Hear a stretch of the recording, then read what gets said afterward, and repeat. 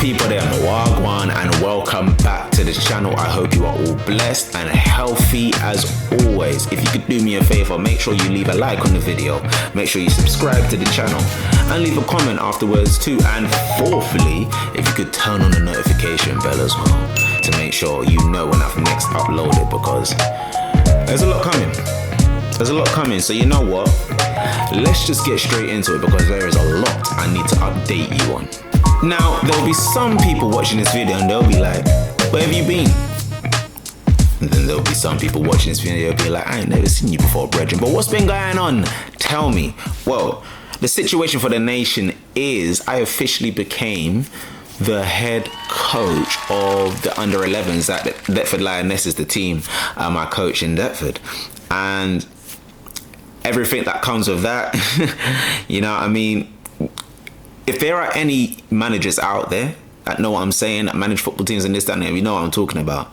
If there are none of you that manage, you got to take on all the players' needs, their wants, make sure training's planned, match days are planned. Boy.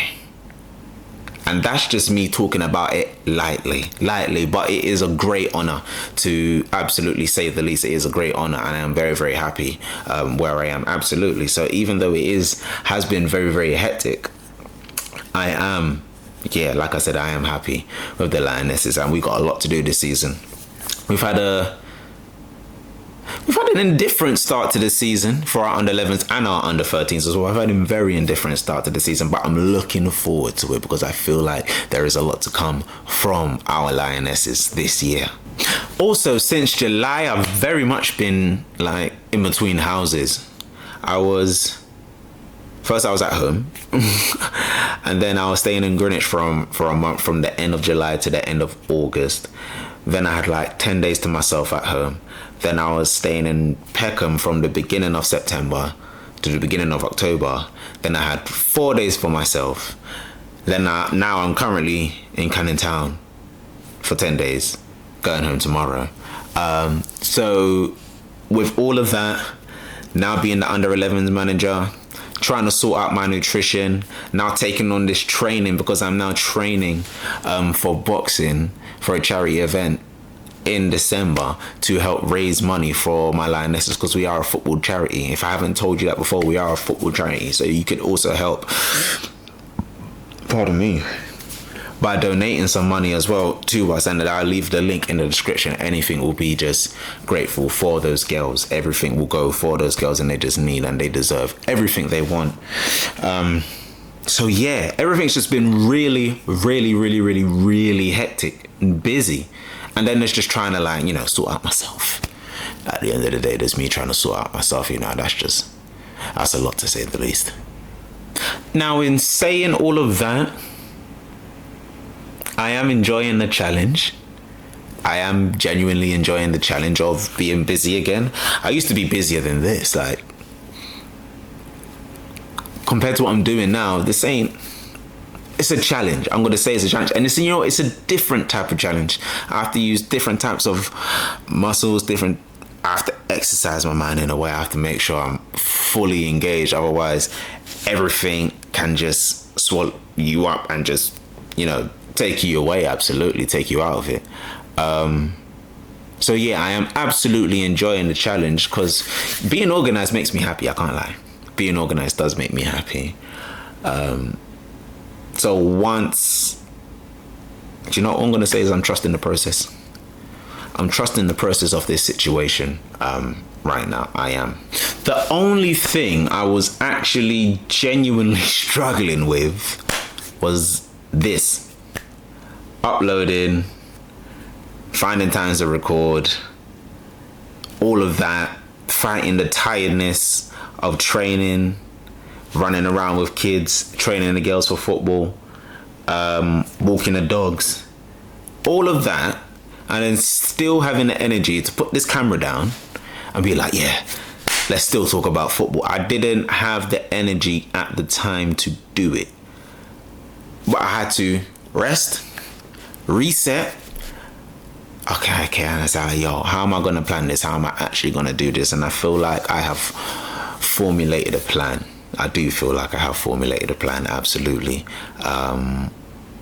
And all I'm going to say is watch this space and trust the process, because I have everything I need in my arsenal now to attack this head on properly.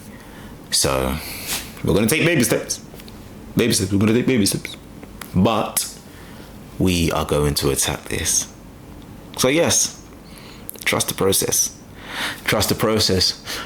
And speaking of trusting the process, the international break is finally over and we are only a few days away from seeing Arsenal play football again. The world is happy. We are happy. You can be happy too.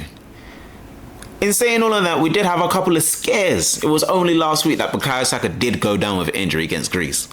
A slight hamstring injury. Now, there have been reports come out saying that he might be fit, he might not be fit for Bournemouth on Saturday. And with all that being said, I'm thinking, whether he's fit or not for Saturday, I feel like we still should get past Bournemouth. But Saka, he is star boy who was turning into star man. And absolutely, if he's not fit for Saturday, I feel like we can get past Bournemouth. It's the next games coming up, the Champions League, and then Liverpool next weekend on Sunday. That is on my mind. We do not want him to miss those games. So if he's injured, give him the time to recover. Don't force him back if he's still feeling, a bit iffy about it. Who knows? Could be some dark arts. If everyone wants to start talking about dark arts, it could be some dark arts. But Bukayo Saka may or may not be available. So we'll see what Mikel is saying in the press conference tomorrow. But who knows? He might say something cryptic like, well, we'll see. Every player's got a chance of 48 hours to go and this, that and the other. So we'll find out what the situation is with Bukayo. Yeah, and even if Bukayo is injured, we still have players like Sterling and Jesus to come in as well. Now, for example, a player. Let me speak on Sterling very quickly, because he just arrived at the club on deadline day, and you know what? His time at Arsenal has been it's not been lightning.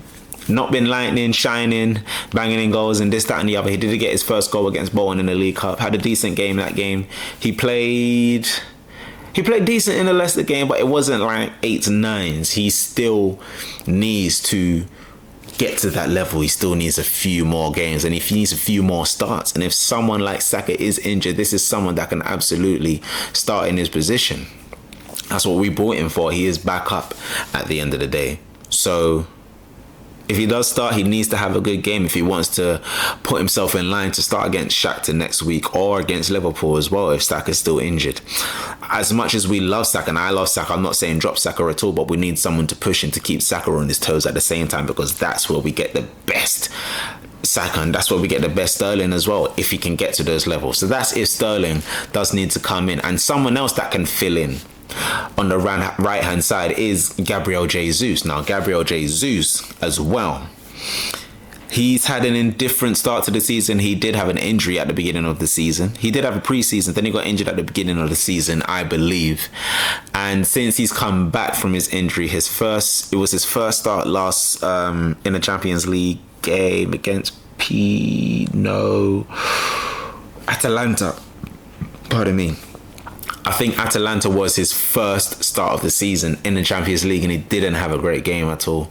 He didn't have a great game, but I gave him a bye in that game necessarily, because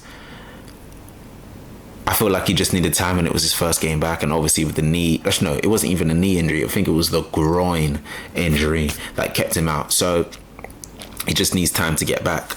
But even in some performances I've seen him in, especially Southampton before the international break, it's like he's trying to do too much with the ball,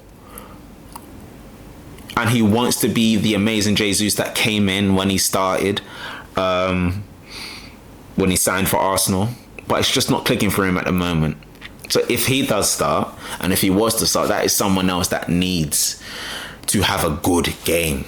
Get the ball out, do the simple stuff, man. Nice passes. It doesn't always need to be tricks. Hold up the ball, play it out. Saka's there, whoever's there. No. Havertz will be there, Martinelli there, whoever's behind you, Marino, whoever. Let's just get this ball moving, Jesus. Because you have the technical ability to still be one of the best players at the club. And technically, you probably still are one of the best players at the club, but you need to show it on the pitch. And there's been a lot of talk around Jesus. I think there are a lot of eyes on Gabriel Jesus as well. We're in the number 9, signed for 45 million from Man City. We already knew he wasn't a prolific goal scorer and everything else, but those first few months when he came to Arsenal were absolutely scintillating. And if he can reach those heights again, it's only going to bode well for us. It's only going to bode well for us. Now, there are eyes on Jesus because he's not performing well, because Havertz is performing well as well. But we have had quite a few injuries recently. And obviously, Saka was injured last week. Odegaard got injured in the first international break. There was rumours that came out about him as well that he may have had a setback until December. But there are some conflicting reports saying that Arsenal, that the reports may be wrong and is still hopeful that he's going to be fit in November. But with Tomiyasu now, I think it's been all but confirmed that he may be out for another month. Actually, no. Maybe those reports are conflicting too. But this is what I'm saying. I don't know nothing. Clearly, I don't know nothing. This is why I'm waiting for the press conference tomorrow to see what Mikel actually says tomorrow. But at the end of the day, if Tomiyasu has had a reoccurrence in his knee when he came on against Southampton, that is just unfortunate for him because no player goes out to get injured. I'd be very worried if players did go out to injure themselves for whatever reason. I'd be very confused. But I don't think Tomiyasu wants to injure himself. But when those reports came out that he could potentially have had a setback for another month, there was discourse online talking about some fans want him gone. It's not his fault, but then even I've said in the past, availability is the best ability. Now, like I said, no player goes out there to injure themselves. So is it something going on in your life that you need to change or this, that and the other? We can get into the logistics, but I'm not going to, but it's long. We just hope that Tomiyasu gets fit very soon, because a fit Tomiyasu is a solid Tomiyasu, is a solid defender, can play all across the back four. Locks up, yo. Yes, just get back healthy soon, Takahiro Tomiyasu. Please. Because I don't want to talk about you leaving the club. People are already doing that. I don't need to talk. I don't need to do it because people are already talking about that. I just need you to get healthy again. Thank you. There were other reports as well that Havertz might have had a slight knock in his knee. Timber may be injured. I think Zinchenko's still out. Obviously, Odegaard's out. But some of those players may be back. I think Havertz and Timber will be back for this weekend. Absolutely, I do think they will be back. I do think they will be back. But like I said, if we can't get past Bournemouth without one or two players, then we need to worry. But honestly, I don't think we need to worry at all when we go away to Bournemouth this Saturday, because our away form is imperious. It's almost excellent. It was almost perfect, because out of the 12 away games we've played this year, we've won 10 with 2 draws. Where were those 2 draws? 0-0 at the Etihad in March, 2-2 at the Etihad in September. And that game at the Etihad in September, we should have won. Oh, I'm not going to get into that. We should have won it. But that's what I'm saying. Our away form is very, very much imperious. So, in a way, we have a right to feel confident about this game, because it's our home form that's a bit wobbly. And it's our home form, even last season as well, that made us suffer. We shouldn't.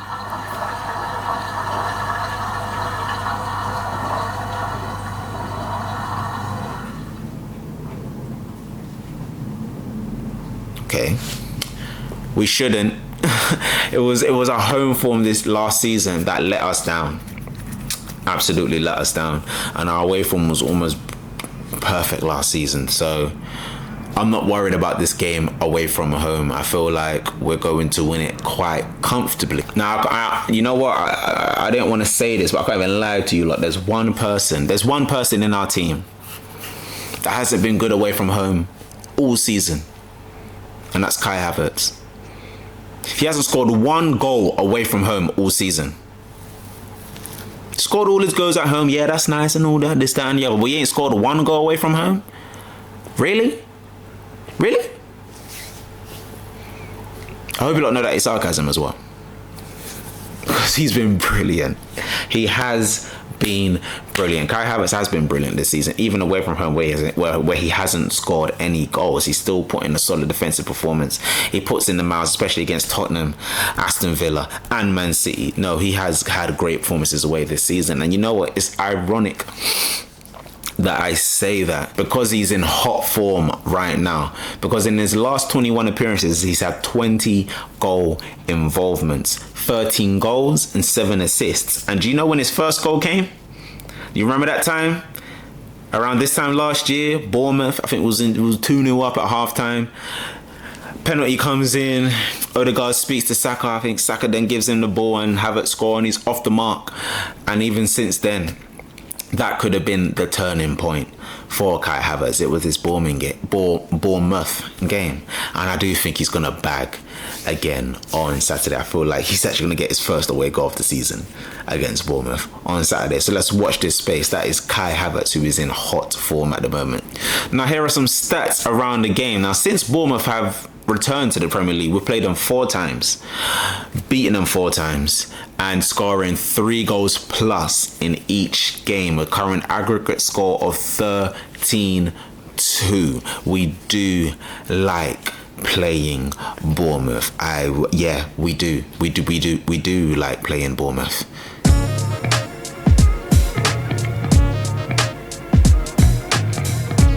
And guess what? Bournemouth don't like playing us, especially us as top sides. When I talk about us, I'm talking about top sides in a top half of the table. They don't win. Their last win against a quote-unquote top side was last year against Man United, and when they won 3-0, but Man United aren't a top side. Now, if we do win this game, it will be our 2000th win in the top flight. 2000th win, and there's only one team above us that have more wins than us in the top division. Can you guess who it is?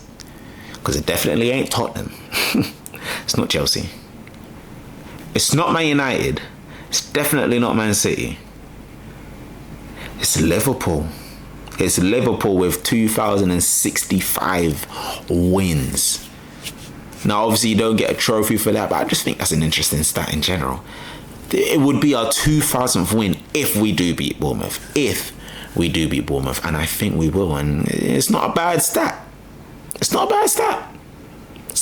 There are some Liverpool fans that do like stats, and that is not a bad stat. But that same Liverpool fan would say, well, guess who's top of that stat? Anyway, now I do expect a win on Saturday, but Bournemouth do have some players that can hurt us, like Semenyo, Sinistera, Cliver, and their new striker Evan Nielsen. They do have players that can hurt us, and sometimes that first game back after the international break, the players are working to get that machine working again and everything else, and it takes time to get back up to speed sometimes, but they know the system, they know how Mikel plays and everything else. They run this like clockwork when they're back at Arsenal, when they're training, so they know what they need to do. It's just make sure you hit the ground running and don't get caught cold. Because I remember when we was at the Emirates, not last year, the season before, when we was first started challenging again, and Reece Nelson scored that goal to win us the game 3-2. But when we started that game, we went 1-0 down within the first 30 seconds or something like that. So Bournemouth, don't be surprised. Bournemouth are brazy. Bournemouth can be brazy, so don't be surprised if they try to catch us sleeping and everything counts. But like I said, I expect us to win this game on Saturday, and I am absolutely looking forward to it. So that is it for today. Life is busy and good. Well, that's not actually it for today's video, because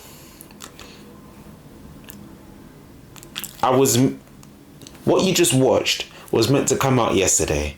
I was like, fine, you know what? I'm going to post it today. I will post it today when I get home. I'm back home now. I'm in my room and this, that, and the other. And as I was about to render it, post-production, everything else, I deleted the whole thing. So I had to re-edit it. And now I'm just going to put the starting 11 video on the end of this as well. So this is what you hear for now. So the starting 11 videos that was meant to come out this evening, the preview that was meant to come out yesterday, you're all getting it together. So let's go again. Look, wait. Let me just say this very quickly. If at any point in this video I seem a little crazy or erratic or anything else, it's just because I'm tired. That's all. It's just because I'm a bit tired. I may have only had about 3 hours sleep, if that. I may have just been on my feet since the day before forever, so just a little bit tired. But as I said, let's get into the starting 11, the predicted starting 11, and let's see what Mikel said about our boys today at the press conference earlier today. So on Bukayo Saka, it's not a serious injury and he's recovering well. He obviously wasn't fit enough to face Finland in the second game on international duty, but there is hope.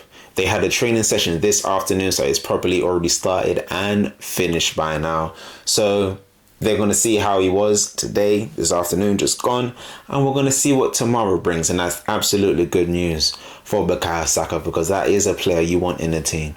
I know I did say earlier that if you don't have to rush him, there are players that can come in for him, but ideally, you do want your best players to play. You absolutely want your best players to play. So that is good news to hear about our boy Bukayo Saka. On Kai Havertz's fitness, he said he's been absolutely brilliant, because obviously he didn't go on international duty because he did actually have a knee problem going on. And he had great communication with the Germany manager.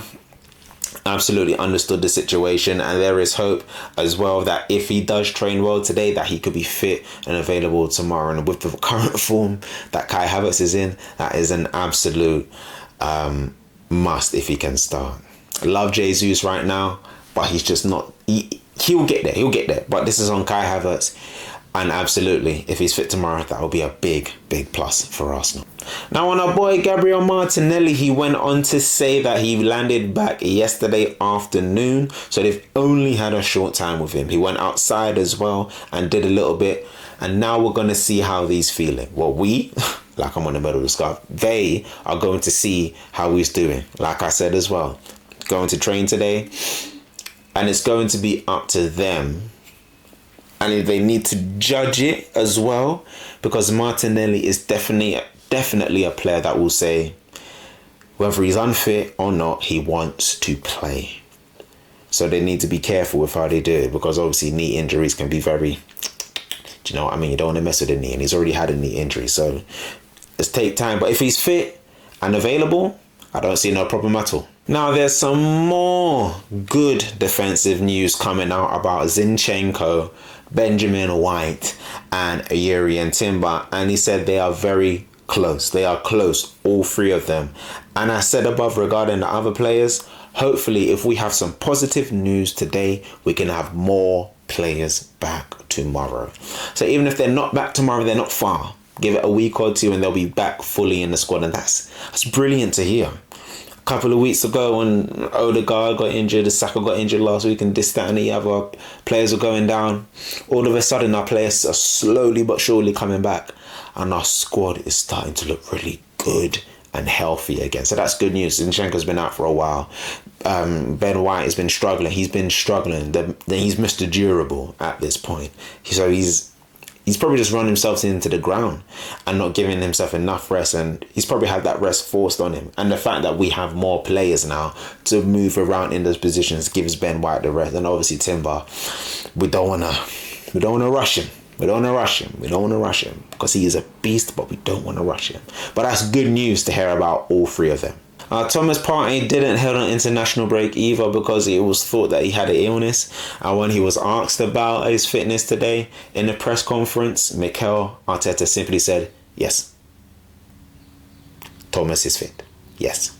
And a lot of players are coming back, which is very, very good. Now, there are two players that I specifically left at the end that I wanted to talk about as well. One of them is Takehiro Tomiyasu, and Mikel Arteta was asked about Tomiyasu, and this is what he had to say. if he has had a setback on his injury or not. He said, we don't know that. It doesn't look like a long period out, but we have to see when he comes back and how he reacts to the load and the impact on the pitch as well. We need him. He's incredible. And I said this earlier in the preview. A player like Tomiyasu can play across all the back line.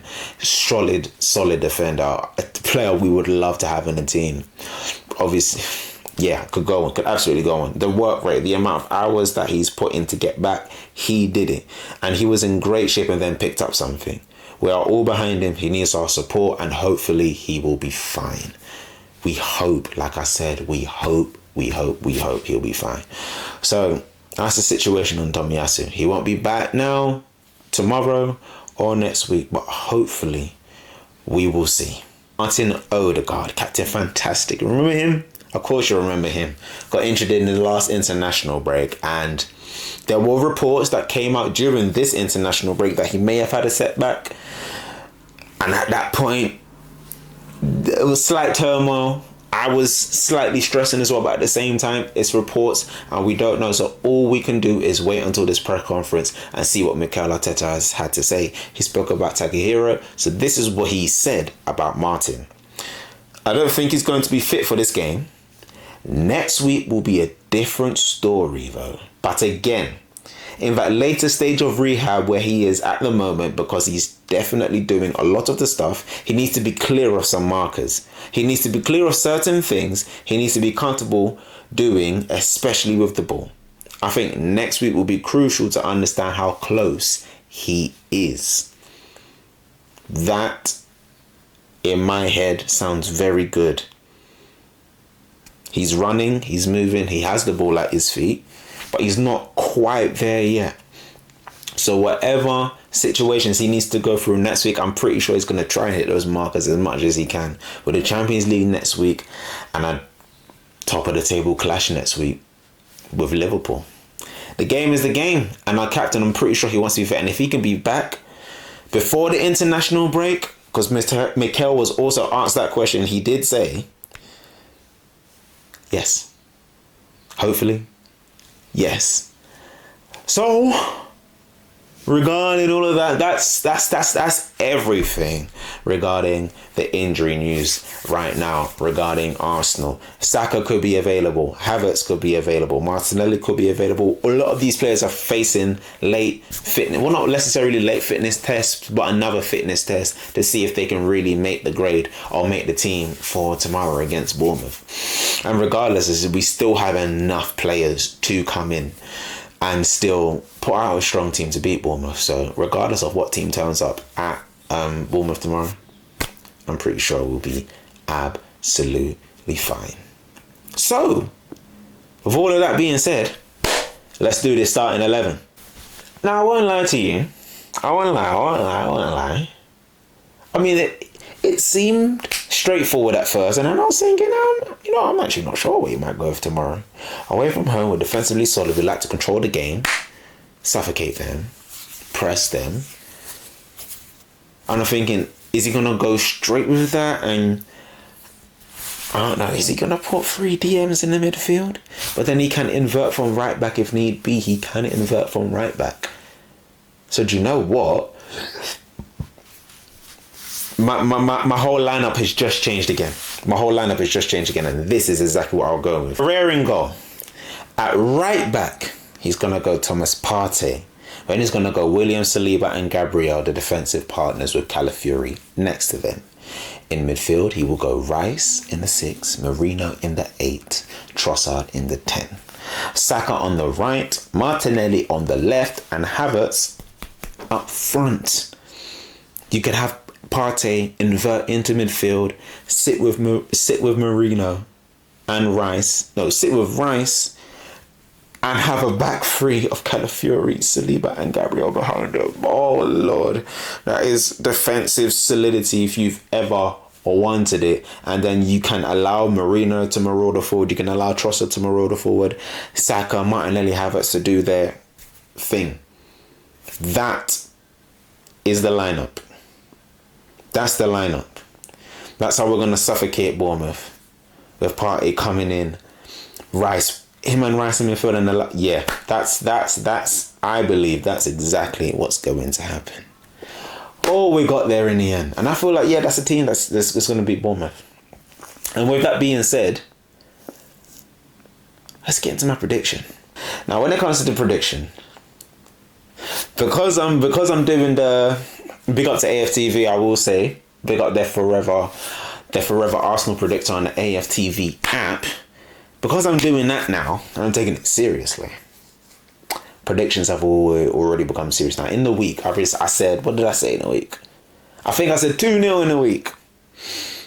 And then I actually spoke to Robbie and Cecil today on the Omeli app. Go check it out. Follow AFTV on that. Spoke to them on that. And then I said 3-1. So, my final prediction. And I'm gonna pull it. I'm gonna log it on the Forever Arsenal. I'm gonna log it on there. You should see the video or something happening now and this, that, and the other, whatever. I'm gonna do it. And the final prediction I'm gonna put in is 3-0 to the Arsenal. We're not gonna concede. I've spoken myself into it. After seeing that defensive solidity, after seeing it happen, that's exactly what's going to happen. We're going to concede no goals tomorrow. It's going to be lockdown from Calafiori, Saliba, Gabriel, Partey, Rice. It's just going to be a lockdown. And Raya behind, lockdown. 3-0. We're coming back from the Cherries with 3 points tomorrow, and we will be happy. And that's all I can say. Whoo! That's it. So once again, my final predicted 11 and prediction for Bournemouth versus Arsenal tomorrow is Raya in goal, Partey at right back, Gabriel, Saliba, defensive partners with Calafiori on the left, Rice in the 6, Marino in the 8, Trossard in the 10, Martinelli on the left, Saka on the right, Havertz up front, and we are happy. Now, that's the end of the video. We are done. We have done it. Oh, thank you, Joe. Thank you, Joe, for being here with me. Because, boy, I could have went crazy. And I didn't. Stuck with it. Absolutely stuck with it. And I thank you as well, absolutely, if you've stuck with me. And if you enjoyed this video, if you've enjoyed my stress, then hit a like. Leave a comment about it. And make sure you subscribe to the channel too. Hit that notification button. Make sure you're notified. And yes, look out for my match reaction after the game tomorrow. Oh. Okay. Hold on. Match reaction might be out on Sunday because I'm going to a friend's birthday tomorrow. So match reaction might be out on Sunday. So we'll see. But look for it otherwise. Well, if you're notified, you won't miss it anyway. Alright, my people. Blessings. Thank you for being here. Love and guidance. I hope you all enjoy your weekends. Unless you're a Tottenham fans. I hope you don't enjoy your weekends. That's all. Alright. Love and guidance. Peace.